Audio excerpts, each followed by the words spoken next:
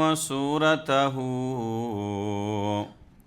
ثم اصطفاه حبيبا بارئ النسم اللهم صل على سيدنا مولانا محمد وعلى آل سيدنا مولانا محمد بلغ العلا بكماله كشف الدجى بجماله حسنت جميع خصاله صلوا عليه وآله مولاي صل وسلم وبارك عليه ঐতিহ্যবাহী নিউ ইয়র্কের আহলুল বাইত মিশন মসজিদ কর্তৃক আয়োজিত 12 দিনব্যাপী মহান পবিত্র ঈদে মিলাদুন্নবী সাল্লাল্লাহু আলাইহি সাল্লামার আজকের সমাপনী দিবসের গ্র্যান্ড মাহফিলের সম্মানিত সভাপতি, সম্মানিত উলামায়ে কেরাম, সুদীজন, মুসল্লিয়ানে কেরাম, আসসালামু আলাইকুম ওয়া রাহমাতুল্লাহি ওয়া বারাকাতুহু। আল্লাহ পাকের আলিশান দরবারে কোটি কোটি শুকর গুজার করছি যে রব্বুল আলামিন আমাদেরকে দয়াল নবীজির মিলাদুন্নবীর মাহফিলে শরীক হওয়ার তৌফিক দান করেছেন। সকলে পড়ি আলহামদুলিল্লাহ।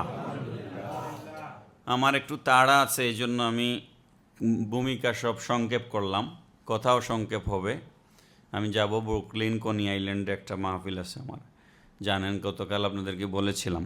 তো যাই হোক, আমরা বসেছি আজকে ঈদে মিলাদুন্নবী ইসলামার মাহফিলে। একটু আমরা চিন্তা করি যে মাহফিলটা কি। ঈদ মানে আনন্দ। ঈদ মানে কি? মিলাদ মানে জন্ম, মিলাদ মানে জন্মের জায়গা, মিলাদ মানে জন্মের স্থান, এগুলা বিভিন্ন অর্থ আসে। মিলাদুন নবী, নবী শব্দের আগে আলিফলাম আছে। আলিফলাম আরবি গ্রামারে বলা হয় ডেফিনিট আর্টিকেল। তো নবীর সাথে আলিফলাম লাগিয়ে আল্লাহ পাক রব্বুল আলামিন নির্ধারিত করে বাকি সমস্ত নবী থেকে আমাদের নবীকে আলাদা করা হলো। এটাকে বলা হচ্ছে ঈদে মিলাদুন নবী। ঈদ মানে আনন্দ, মিলাদ মানে জন্ম, নবী মানে আমাদের নবী মুহাম্মদুর রাসূলুল্লাহ সাল্লাল্লাহু আলাইহি ওয়াসাল্লাম। তাহলে সহজ বাংলা এর অর্থ দাঁড়াচ্ছে নবী মুহাম্মদুর রাসূলুল্লাহ সাল্লাল্লাহু আলাইহি ওয়াসাল্লামের জন্মের আনন্দ। নবী মুহাম্মদ সাল্লাল্লাহু আলাইহি ওয়াসাল্লামের জন্মের আনন্দ, এটাকে আরবিতে বলা হয় ঈদে মিলাদুন নবী। কেন আনন্দিত হই আমরা? আমি সম্ভবত গতদিন বলেছিলাম যে শয়তান ছাড়া আল্লাহর সৃষ্টি জগতে সবাই কি হয়েছে? আনন্দিত হয়েছে, খুশি হয়েছে। আল্লাহ পাক রব্বুল আলামিন ইরশাদ ফরমাচ্ছেন, লাকাদ মান্নাল্লাহু আলাল মুমিনিনা ইয বাআসা ফীহিম রাসূলা। সূরা আলে ইমরানের 164 নম্বর আয়াত। আল্লাহ পাক বলছেন, অবশ্যই মুমিনদের উপরে এক বড় নেয়ামত দেওয়া হয়েছে যখন তাদের কাছে রসুল প্রেরণ করা হয়েছে।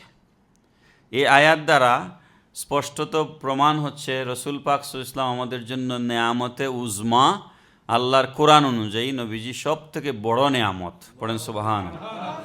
এখন নেয়ামত পাইলে আমাদের কি করতে হবে?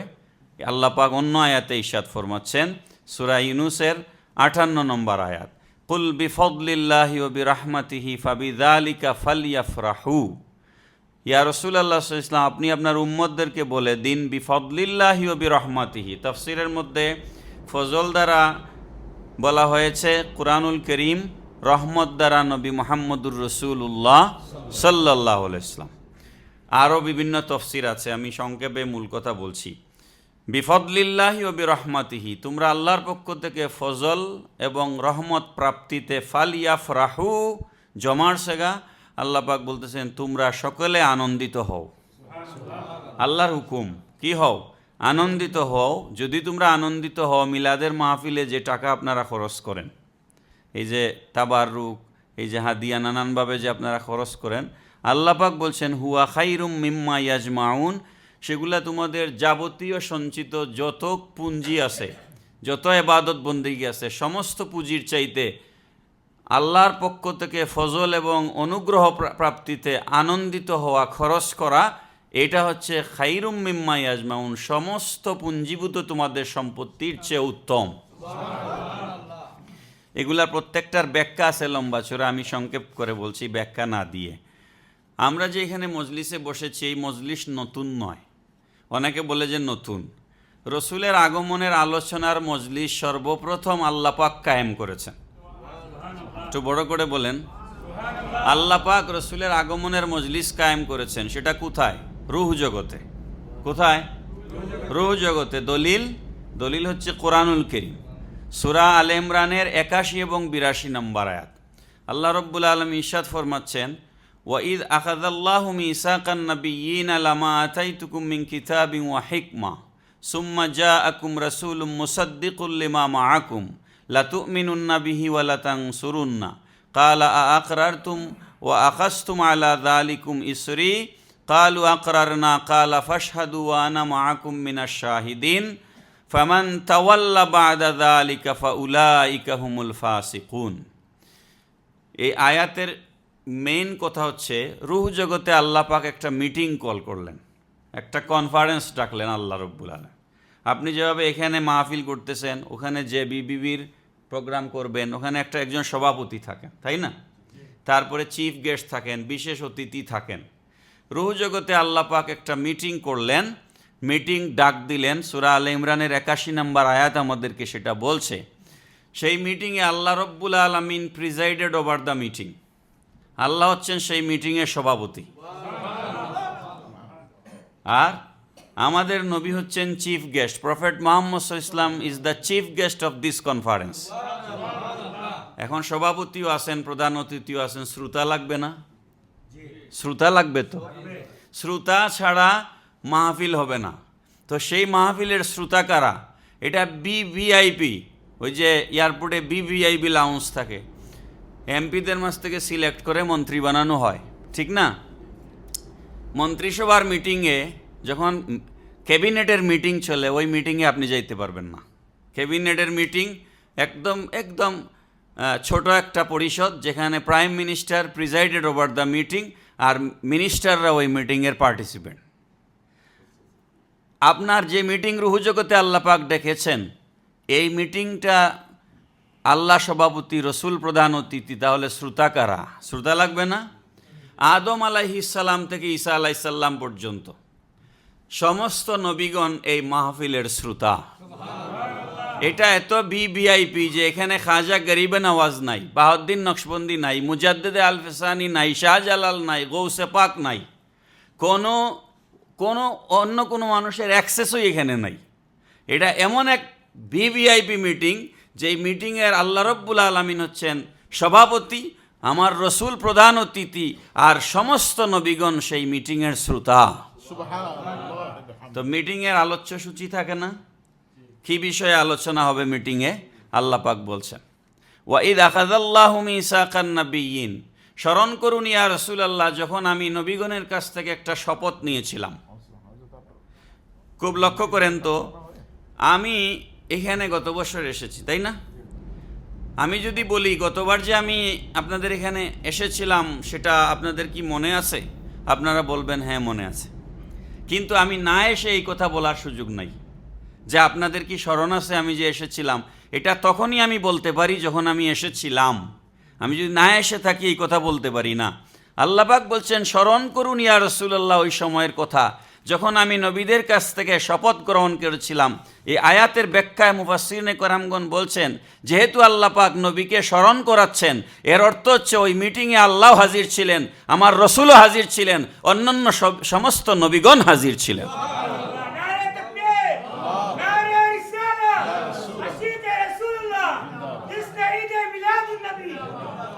হাজির না থাকলে স্মরণ করানো যায় না।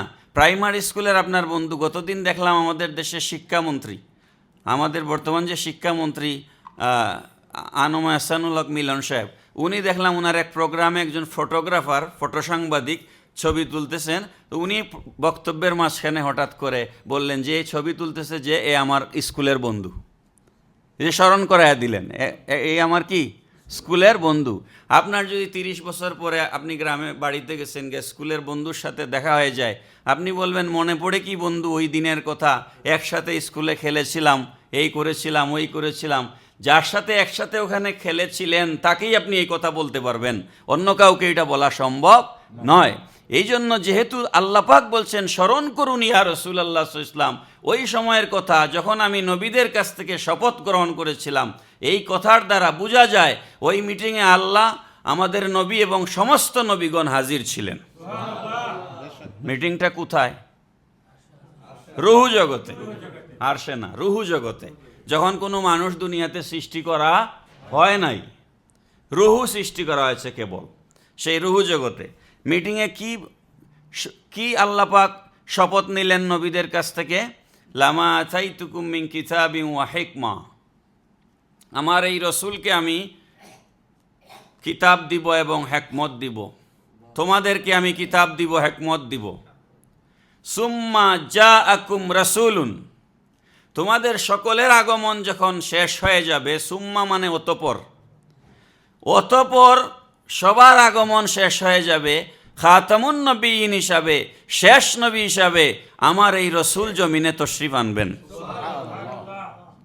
বলেন, একটা প্রোগ্রামে সাধারণত বিপরীত ঘটনা ঘটতে পারে, exceptional case is not example, but সাধারণত একটা মিটিংয়ে যিনি প্রধান অতিথি চিফ গেস্ট থাকেন তিনি সবার পরে বক্তব্য করেন, ঠিক নেই আমার কথা?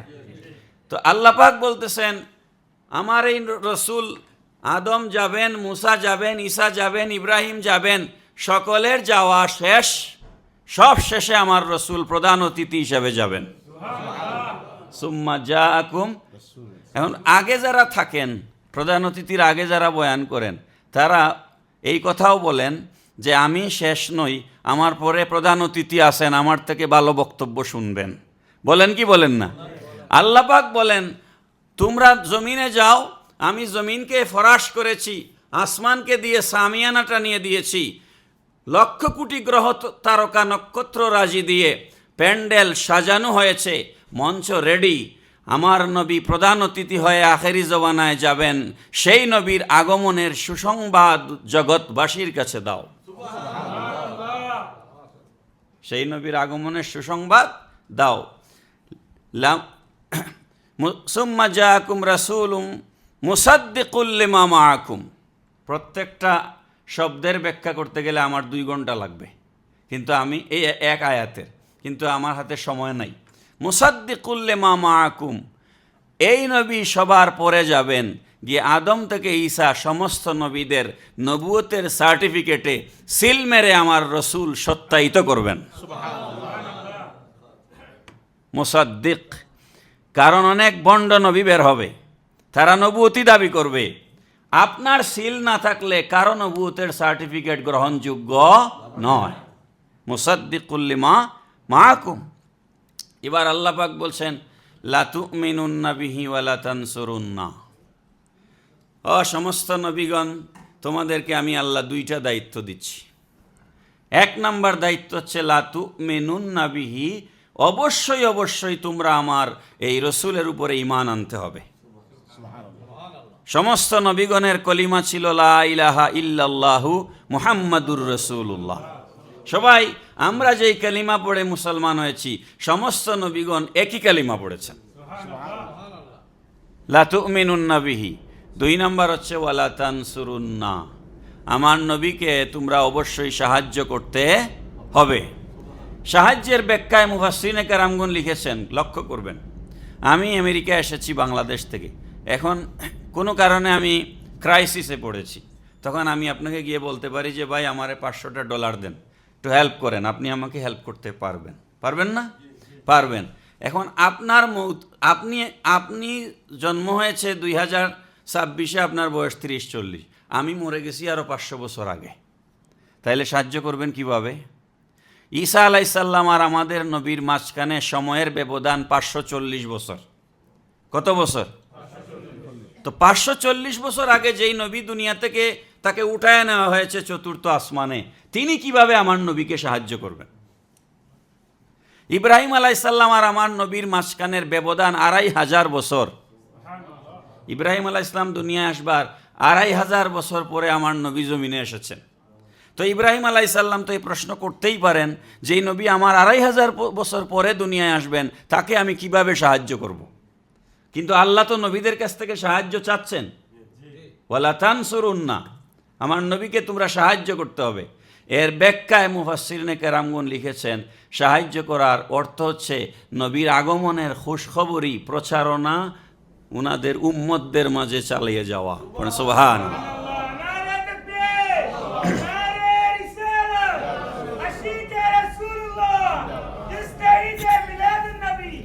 এটারও দলিল কোরআনে আছে, এটার দলিল কোরআনে আছে যে সাহায্য করার অর্থ প্রচার করা। ধরেন আপনাদের এখানে কেউ ইলেকশনে দাঁড়াইলে একটা ব্রোশিয়ার বানাইলো, লিফলেট বানাইলো, তারপরে মানুষের দোকানে দোকানে ঘরে ঘরে গিয়ে বুট চায়। ক্যান্ডিডেট কি সবার কাছে যাওয়ার সময় আছে?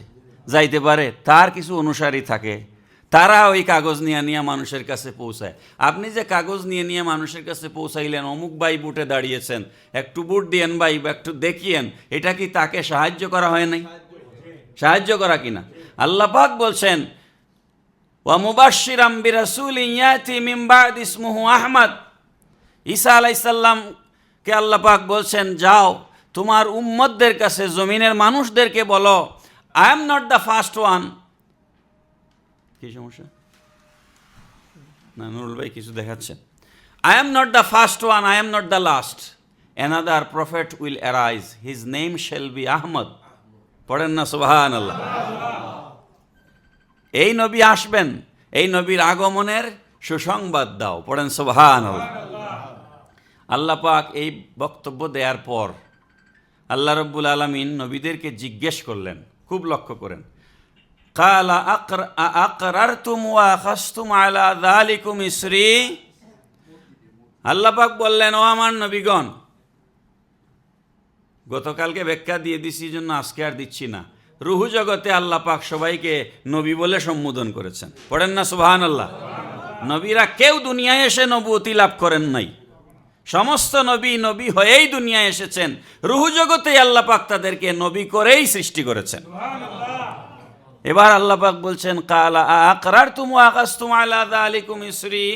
ও আমার নবীগণ, আমি যে বক্তব্য দিলাম তোমাদের সামনে, তোমাদেরকে কিতাব দিব, হিকমত দিব, আমার রসুল আসবেন, তোমাদের নবুয়ত রেসালতকে সত্যায়িত করবেন, তোমরা আমার নবীর উপরে ঈমান আনতে হবে, আমার নবীকে সাহায্য করতে হবে, আমার এই বক্তব্যের সাথে তোমরা কি রাজি? আল্লাহ প্রশ্ন করতেছেন, জবাব দিবেন। মিটিংটা কারা আছেন বলছিলাম? ওই মিটিংয়ে শয়তান আসেনি? বলেন। 100% শয়তান মুক্ত মিটিং। এই জন্য ওখানে না করার কেউ ছিল না। যদি শয়তান থাকতো তাইলে না করতো। কি এই মিটিংয়ে যেহেতু শয়তান নাই, সমস্ত নবীগণের মিটিং, না এর প্রশ্নই ওঠে না। সমস্ত নবীগণ একসাথে জবাব দিচ্ছেন, কালু আকরার না, আয় আল্লাহ আমরা একরার নামা দিচ্ছি, তুমি যে বক্তব্য দিয়েছো তার সাথে আমরা রাজি। সব নবীগণ একরার নামা দিলেন, আমরা রাজি। সুতরাং সব নবীগণ আমার নবীর প্রচারণা চালাবেন, সেটা রুহু জগতে কমিটমেন্ট দিয়েছেন আল্লাহর কাছে। দুনিয়াতে যে সমস্ত মোল্লা মুন্সিরা এই রসুলের আগমনের আলোচনার বিরোধিতা করেন, এরা এই নবীদের তরিকার ভিতরেই পড়ে না। এবার আল্লাহ পাক বলছেন,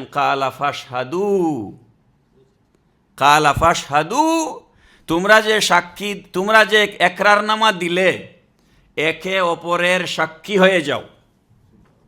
একে অপরের কি হয়ে যাও? সাক্ষী আমরা কেন বানাই? পরবর্তীতে কোনো বৈঠকে এই সাক্ষীটা কাজে লাগতে পারে। পরবর্তীতে কোনো বৈঠকে এই সাক্ষীটা কাজে লাগতে পারে। মুফাসসিরিনে কেরামগণ বলতেছেন, তাইলে এই সাক্ষী কোথায় কাজে লাগবে? এই সাক্ষী হাসরের মাঠে গুস্তাখে রসুল, দুশ্মনানে রসুল, বেয়াদবে রসুল, যারা রসুলের ইজ্জত সম্মান নিয়ে টানা হেঁচড়া করতো, ইয়া নবী সালামু আলাইকা বললে বাধা দেয়, লাঠি নিয়ে রাস্তায় নেমে যায়, তার কলিজায় নাকি আঘাত লাগে, এই সমস্ত বেয়াদবদের সামনে হাসরের মাঠে আল্লাহ রব্বুল আলামিন নবীদেরকে আমাদের নবীর সম্মানের পক্ষে সাক্ষী হিসেবে হাজির করবেন।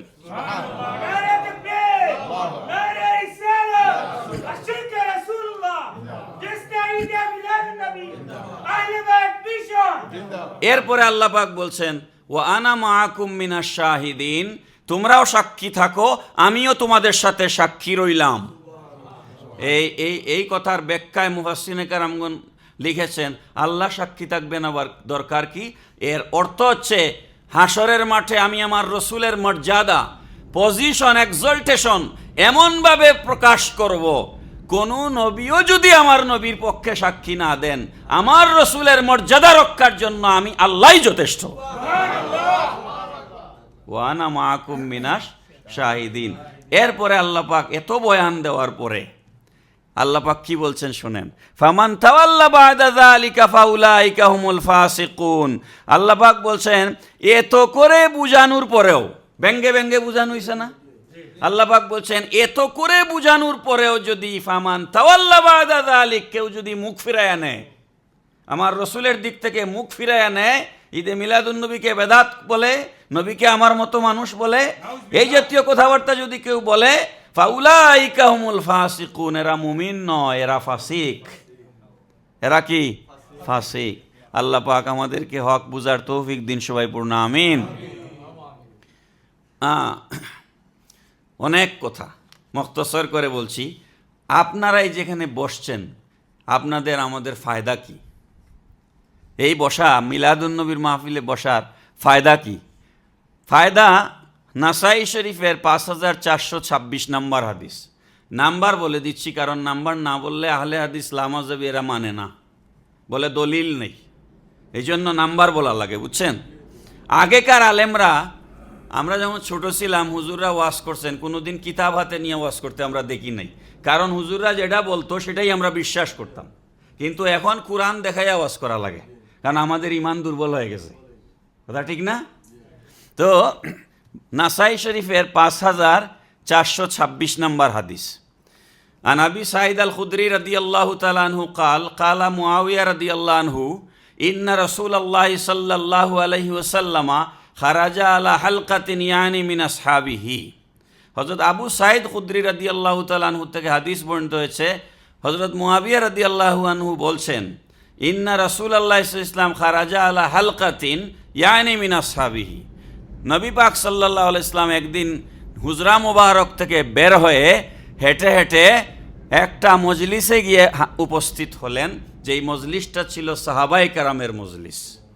কিছু সাহাবী একত্রিত হয়েছেন, যেটাকে হাদিস শরীফে বলা হচ্ছে হালকা। হাদিস শরীফে কি বলা হচ্ছে? তরিকতের মাহফিল, জিকির মাহফিল, এগুলোকে আমরা হালকা বলে থাকি, হালকায় জিকির। এবার এটা হাদিস শরীফের পরিভাষা।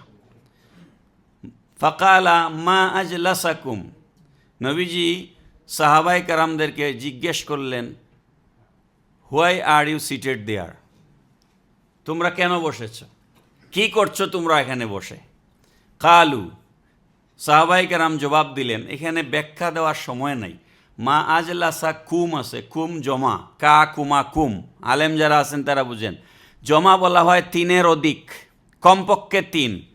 ইংরেজি আর বাংলার সাথে আরবির বহু বচনের পার্থক্য আছে। ইংরেজিতে বলা হয় সিঙ্গুলার অ্যান্ড প্লোরাল, এক সিঙ্গুলার, একের বেশি দুই হইলেই প্লোরাল ইংরেজিতে। আর বাংলায়ও বলা হয় এক বচন। চলে এসেছেন আল্লাহু আকবার, ইয়া রাসূলুল্লাহ, মারহাবা মারহাবা মারহাবা।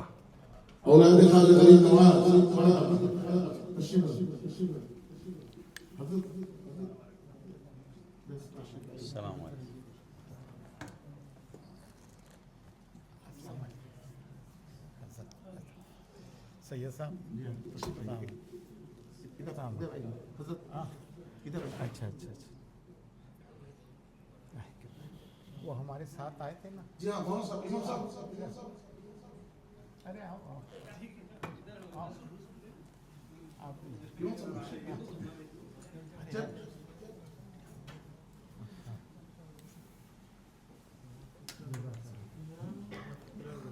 বসে যান সবাই, মারহাবা। আজকের প্রধান অতিথি, যার সম্পর্কে ইতিমধ্যে বলা হয়েছে, আজমির শরীফের আওলাদে খাজা গরিবে নওয়াজ রহমতুল্লাহ আলাইহি, সৈয়দ মোহাম্মদ সরওয়ার চিশতি মাদ্দাজিল্লুল আলী বারাকাল্লাহু ফি হায়াতিহি তশরিফ এনেছেন, বলেন মারহাবা। আমারও তারা, আমি 5-7 মিনিটের মধ্যে শেষ করতে চাই। তো মা আজলাসা কুম, কুম জমা, কুম কি বহু বচন, বাংলায় আছে এক বচন বহু বচন, আরবিতে আছে এক বচন দ্বিবচন বহু বচন। এক বচনকে আরবিতে বলে ওয়াহেদ, দুই বচনকে বলে তসনিয়া, জমা হচ্ছে তিনের অধিক, কমপক্ষে তিন। এখানে যেহেতু কুম আছে, কা মানে এক, কুমা মানে দুই, কুম মানে তিন, তার মানে বোঝা যাচ্ছে সাহাবি অ্যাটলিস্ট তিনজন ছিলেন, মানে আরও বেশি, 3 থেকে এখন লক্ষ কোটি যা হয় সব জমা। তো কতজন ছিলেন এখানে বলা নাই, কিন্তু 3-এর বেশি ছিলেন এটা নিশ্চিত।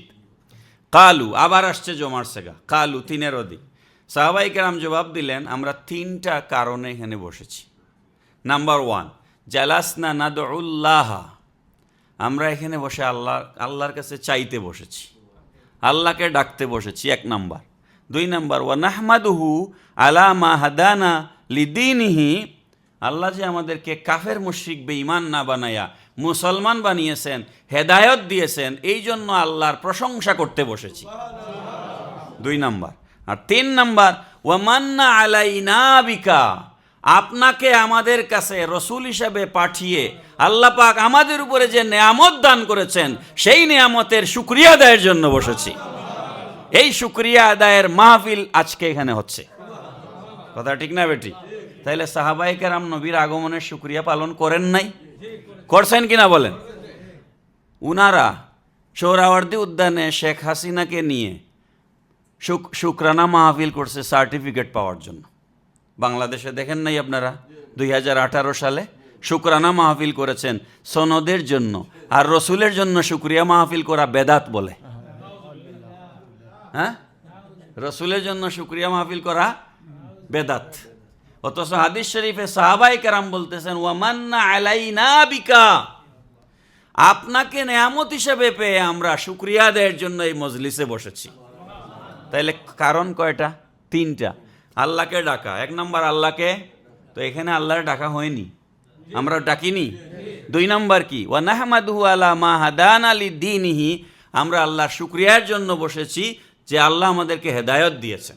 আর 3 নাম্বার, ওয়া মান্না আলাইনা বিকা, রসুলকে আমাদের কাছে প্রেরণ করার নেয়ামতের শুকরিয়া আদায়ের জন্য বসেছি।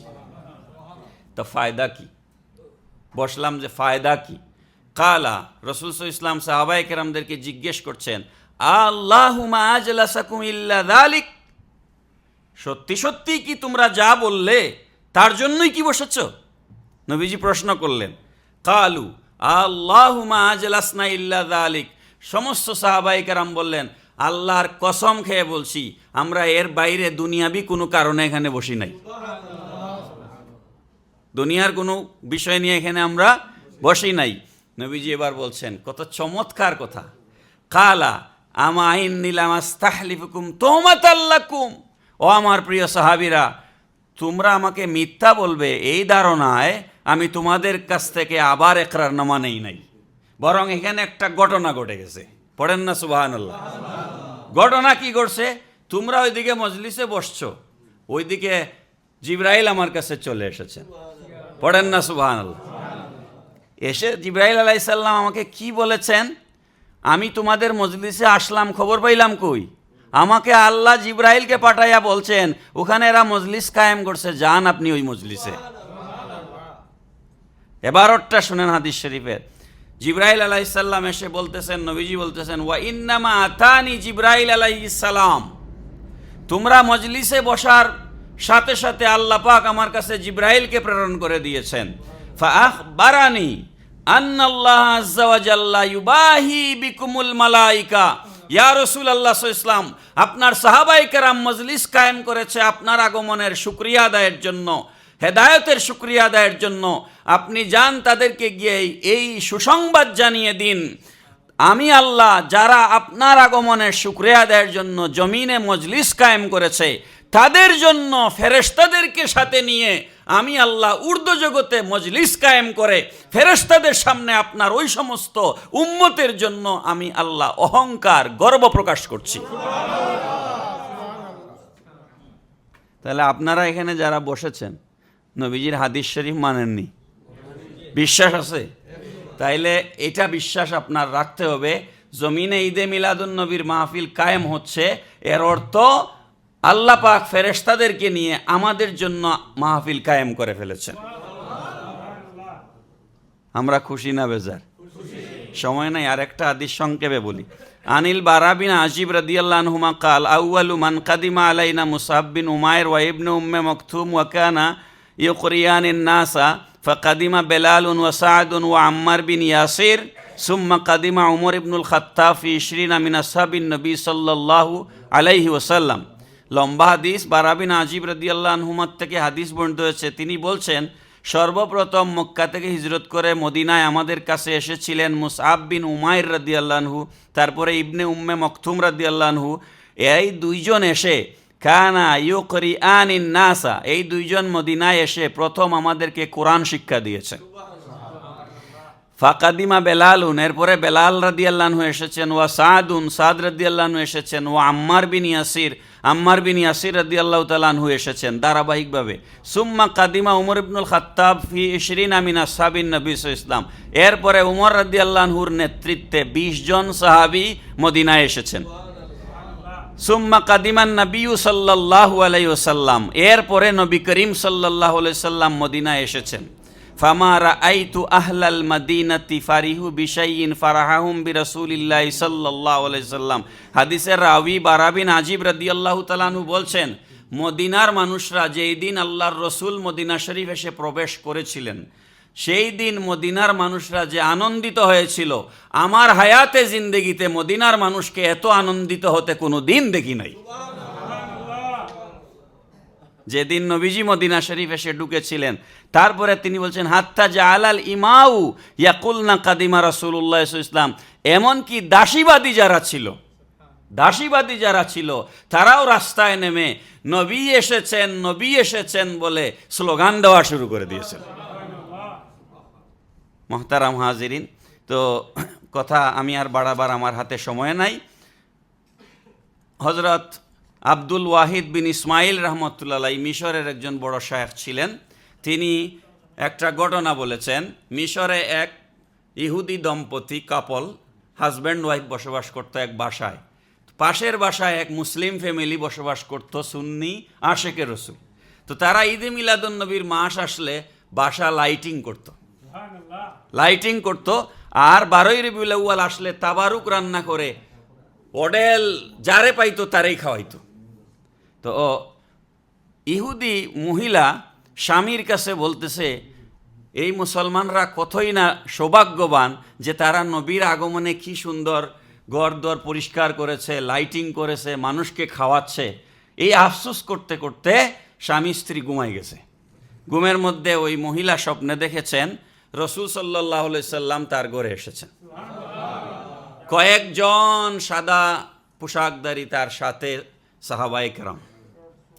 তিনি জিজ্ঞেস করছেন, এত সুন্দর মানুষ তোমাদের মাঝখানে, ইনি কে? তো তারা বলছে, ইনি আমাদের নবী। তো মহিলা বলছে, আমি কি ওনার সাথে একটু কথা বলতে পারবো স্বপ্নে? তখন তারা বলছে, হ্যাঁ পারবেন। এই কথা বলার সাথে সাথে নবীজি নিজেই আগায় আসছেন।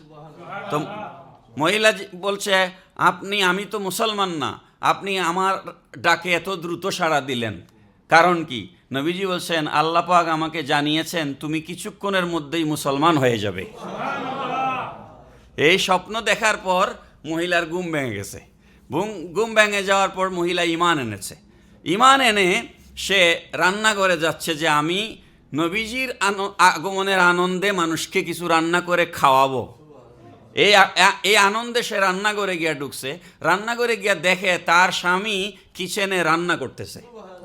তো অবাক হয়ে বলতেছে, আজকে কি সূর্য অন্যদিকে উঠলো নাকি? তুমি আমার আগে উঠেই রান্না শুরু করে দিয়েছো। স্বামী মুস্কি হাসি দিয়ে বলে, রাতে তোমার সাথে যা ঘটেছে আমার সাথেও একই ঘটনা ঘটেছে।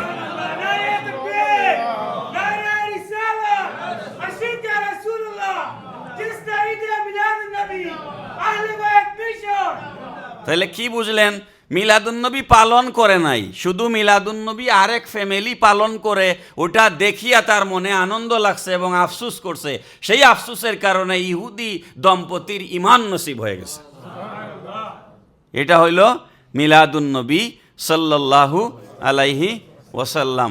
এই জন্য আপনারা এখানে 12 দিন ব্যাপী মাহফিল হচ্ছে। অনেক উলামায়ে কেরামদের কাছ থেকে আপনারা বয়ান শুনেছেন।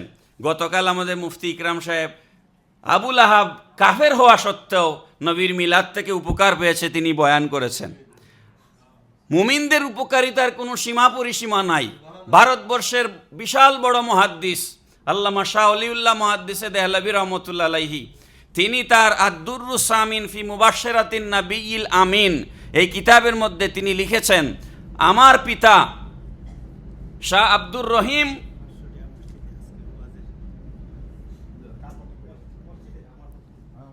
মাশাআল্লাহ, আমাদের নুর ইসলাম ভাই মসজিদে $500 দিয়েছেন, বলেন মারহাবা। তো আদ-দুররুস সামিন ফি মুবাশশিরাতিন নাবিয়্যিল আমিন কিতাবে শাহ অলিউল্লাহ মুহাদ্দিসে দেহলভী রহমতুল্লাহ লিখেছেন, আমার পিতা শাহ আব্দুর রহিম মুহাদ্দিসে দেহলভী রহমতুল্লাহ আলাই প্রতি বছর ঝাঁকজমক করে গরু বকরি জবাই করে রসুলের মিলাদুন নবীর মাহফিলের আয়োজন করতেন। এক বছর হাতে পয়সা ছিল না, অভাব অনটনের মধ্যে তিনি সিদ্ধান্ত নিয়েছেন এবার ঈদে মিলাদুন নবীর মাহফিল করবেন না। কিন্তু 12ই রবিউল আউয়াল যখন এসেছে উনার আর মন মানে না, তখন উনি কিছু সানাবুট করে আশপাশের কয়েকজনকে দাওয়াত দিয়ে সংক্ষেপে মাহফিল করেছেন। তিনি রাতে ঘুমিয়েছেন, স্বপ্নের মধ্যে দেখেন রসুল সাল্লাল্লাহু আলাইহি ওয়াসাল্লাম তার ঘরে এসেছেন, আর রসুল সাল্লাল্লাহু আলাইহি ওয়াসাল্লামের সামনে একটা থালার মধ্যে দিনের বেলা তিনি যে সানাবুট দিয়া মিলাদ পড়ছিলেন ওই সানাবুট নিয়ে নবীজি বসে আছেন। তো মিলাদের মাহফিলে তাবারুক বানাইলে লাভ আছে না নাই? বলেন লাভ আসেনি? তিনি আরও বলেছেন, শাহ আলিউল্লাহ মুহাদ্দিসে দেহলভী রহমতুল্লাহ আলাইহি বলেছেন, আমি এক বছর 12ই রবিউল আউয়াল মক্কা শরীফে ছিলাম। তো আপনারা যারা হজ করেছেন তারা জানেন কাবাগরের পাশে হচ্ছে যেই ঘরে রসুল পাক সাল্লাল্লাহু আলাইহি ওয়াসাল্লামের বেলাদুস শরীফ হয়েছে, তিনি বলছেন আমি ওখানে গেলাম, ওখানে গিয়া দেখলাম যে কিছু মানুষ দুরূদ শরীফ পড়ছে, নবীজিকে সালাম দিচ্ছে। ওনারা তো সাহেবে কাশফ ছিলেন, দেখলেন যে আসমান থেকে নূর ঝরে ঝরে পড়তেছে, গোটা এলাকা নূরে আলোকিত হয়ে গেছে। এই দৃশ্য দেখে শাহ অলিউল্লাহ মুহাদ্দিসে দেহলভী রহমতুল্লাহ আলাইহি বলেন যে আমি আর বসে থাকতে পারলাম না। উনি ভারতবর্ষে থাকতে তিনি কিন্তু দাঁড়িয়ে মিলাদ পড়েন নাই, কিন্তু ওখানে গিয়ে ওই দৃশ্য দেখে ইনি বলছেন আমি আর বসে থাকতে পারলাম না, আমি দাঁড়িয়ে নবীকে সালাম দেওয়া শুরু করলাম। মহতারাম হাজিরিন, তো যাই হোক, কথা আর বাড়ালাম না। কথা যদি আমার সময় থাকতো আরও বলা যেত, আর যেহেতু প্রধান অতিথি আওলাদে রসুল এবং খাজা আজমিরির দরবার থেকে এসেছেন, ওনাদের সাথে সহবতে থাকলেও সওয়াব আছে। তো 3 দিন আমি আপনাদের সামনে ধারাবাহিক কথা বললাম।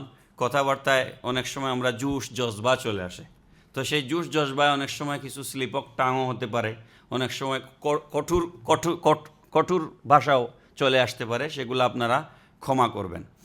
একটা প্রশ্ন এসেছিল আমার কাছে, এটা একটু বলে দেই যে ঈদুল আজহার নামাজ আছে, ঈদুল ফিতরের নামাজ আছে, তো ঈদে মিলাদুন নবীর নামাজ কই? এরা কিন্তু বিভ্রান্তি সৃষ্টি করার জন্য বলে থাকে। দেখুন আপনারা কারা ম্যাক্সিমাম মনে হয় হজ করছেন, একটু হাত তুলেন দেখি যারা হজ করছেন। তো বহু মানুষ। এবার বলেন আরাফাতের ময়দানে 9 জিল হজের জন্য অবস্থান করা লাগেনি? আরাফাতে আমরা সবাই ছিলাম না যারা হজে গেছেন? ঈদের নামাজ পড়ছিলেন নি? হ্যাঁ, তাহলে বোঝা গেল ঈদ হইলেও নামাজ সব সময় থাকে না। কোরবানির ঈদের নামাজ হাজিদের উপরে ওয়াজিব নয়। আপনারা কি আমার কথা বুঝছেন নাকি কোনো কেউ ইখতিলাফ আছে? তাহলে আপনি হজে থেকে আরাফাতের ময়দানে অবস্থান করেও আমরা কিন্তু ঈদের নামাজ পড়ি না। এর দ্বারা বোঝা যাচ্ছে কুরবানির ঈদের নামাজও স্থানকাল পাত্রভেদে বাতিল হয়ে যায়। কথা ঠিক না বেঠিক? স্থানকাল পাত্রভেদে বাতিল হয়ে যায়। সুতরাং ঈদ হইলেই নামাজ হইতে হবে এমন বাধ্যবাধকতা নাই। আরও এটার ব্যাখ্যা আরও বহু ব্যাখ্যা আছে, দালিলিক ব্যাখ্যা আছে, আজকে আর সেদিকে গেলাম না। তো দোয়া করবেন আমার জন্য। আর আমি তো আসলে প্রফেশনাল যারা যারা ওয়াজ করেন এবং কালেকশন করেন সেরকম তো আমি মোটেও পারি না। আর আমি ইউনিভার্সিটির একজন শিক্ষক হিসেবে আমার নিজের পজিশনটাও তো আমি ফখর করে বলছি না, এজ এ প্রফেসর এটার তো একটা এই পদের তো একটা মর্যাদা আছে। সেই মর্যাদা রক্ষা করতে যার তার কাছে তো টাকা পয়সাও চাওয়া যায় না, ঠিক না? এই জন্য আমার নুরুল ইসলাম ভাই উনি আমার বাড়িতে গেছেন, আমার গ্রামে গিয়েছেন, মাদ্রাসা ভিজিট করেছেন, দেখেছেন। উনি যেভাবে দেখছিলেন এখন ওইভাবে নাই, অনেক পরিবর্তন হয়ে গেছে আলহামদুলিল্লাহ। মোর দেন 200 স্টুডেন্টস আলহামদুলিল্লাহ। এবং চলতেছে। আমি যতবার এখানে এসেছি ততবারই আপনাদেরকে বলেছি আজকেও আমি ঈদে মিলাদুন্নবীর রাত্রে অনুরোধ করব, আপনারা যদি আমাদের মাদ্রাসা পরিচালনায় অংশগ্রহণ করতে চান, আপনারা দেখেন আল্লাহ পাক আপনাদেরকে সম্পদ দিয়েছে, সম্পদে অনেক মানুষকে অহংকারী করে ফেলে, বাকি কাউকে আর হিসাব করে না। না, আল্লাহ পাক সম্পদ দিয়া ওয়ালা নাবলুয়ান্নাকুম বিশাইইম মিনাল খাউফি ওয়াল জুই ওয়া নাকসিম মিনাল আমওয়ালি ওয়াল আনফুসি ওয়াস সামারাত। আল্লাহ পাক পরীক্ষার জন্য মানুষকে আওলাদ দেয়, পরীক্ষার জন্য সম্পদ দেয়।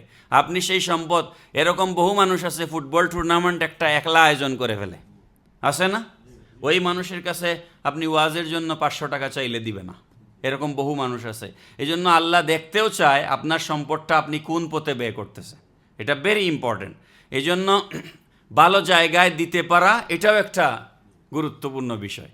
তো আমি অনুরোধ করব, যদি কেউ আপনারা অংশগ্রহণ আমাদের মাদ্রাসা পরিচালনায় একটু সাহায্য করতে চান, তাহলে আমার নুরুল ইসলাম ভাইয়ের কাছে, জাজাকাল্লাহ, থ্যাংক ইউ, আমার নুরুল ইসলাম ভাইয়ের কাছে একটু আপনারা করবেন, নুরুল ভাইয়ের কাছে কিংবা আমাদের খতিব শাহ হুজুর, ওনাদের কাছে আপনারা যদি একটু করেন তাহলে আমি কৃতজ্ঞ হব। এখানে অনেকে আছেন, নুরুল ভাই লাইফ মেম্বার, মাদ্রাসার লাইফ মেম্বার, 1 লাখ টাকা লাইফ মেম্বারশিপ মিনিমাম, বেশি যারা দিবেন। আরও বহু আমেরিকার কয়েকজন আছেন লাইফ মেম্বার। আমাদের মোতাহার ভাই উনি জাকাত ফান্ডে 1.5 লাখ টাকা দিয়েছেন আমাদের মাদ্রাসায়। আমি মোতাহার ভাইয়ের কাছে অনুরোধ করব, জেনারেল ফান্ডেও আপনি কমপক্ষে 1 লাখ টাকা আপনার সুবিধা মতো সময়ে দিয়ে লাইফ মেম্বার হওয়ার আমার অনুরোধ রইল। তো আমার জন্য দোয়া করবেন। আমি ব্রুকলিন যাব, এখানে অনেক গুণীজন বসায় রেখে অনেক কথা বললাম। আসসালামু আলাইকুম ওরহমতুল্লাহি ওবরকাতুহু। জায়েদ ভাই আইসুননি? জায়েদ ভাই, মাশাআল্লাহ, আমার জায়েদ ভাই লাইফ মেম্বারশিপ মাদ্রাসার নাম হচ্ছে দারুল মুস্তফা সাল্লাল্লাহু আলাইহি ওয়াসাল্লাম দাখিল মাদ্রাসা। দারুল মুস্তফা নবীজির নামে করা হয়েছে। আল্লাহ পাক কবুল করুন। ওনার ছেলে অনেক অসুস্থ ছিল, এখন অনেক রিকভার হয়েছে। আল্লাহ পাক পরিপূর্ণ সুস্থতা দিন। সবাই পড়ি আমিন। আসসালামু আলাইকুম